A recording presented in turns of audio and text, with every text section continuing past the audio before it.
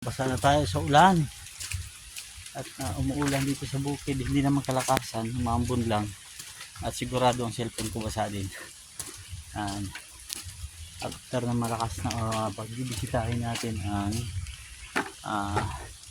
mga papaya, yung mga nalaglag na niyog, daming nalaglag na niyog, nabuko gawa ng hangin. Tingnan natin mga nalaglag na niyog, gawa ng hangin, lakas. Pakita ko sa inyo yun, no? Nalaglag mga bunga ng niyog, sigurado buko siguro to. Yun, no? Mukhang mga mura pa eh. Isang balaybay nalaglag. Yan po, hindi ko lang alam kung buko yan. Magdala tayo ng sample, kukuha tayo, dali natin pa uwi. Okay, silipin muna natin dito yung mga, sana wag mabasa ang cellphone ko kasi wala akong protector. May mga lumiwanag yung mga puno kasi nabali ang mga sanga.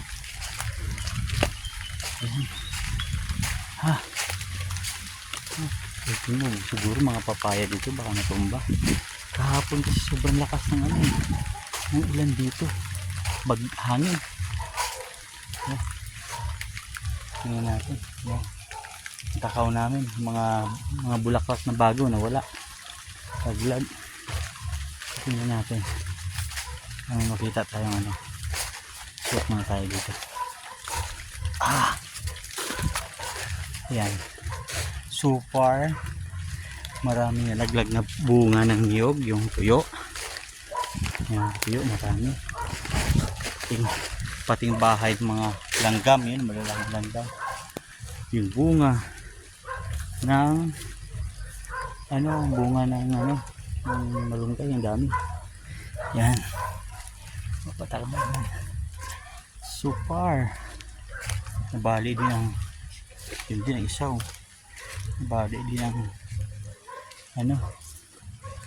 yung tawag ito. Ayan, maraming laglag na papaya. Nalaglag na papaya. Ayan. May hinog na naman papaya doon. Super ang isang papaya na tumba. Saka yun yung yun lang muna at mababasa ang cellphone ko.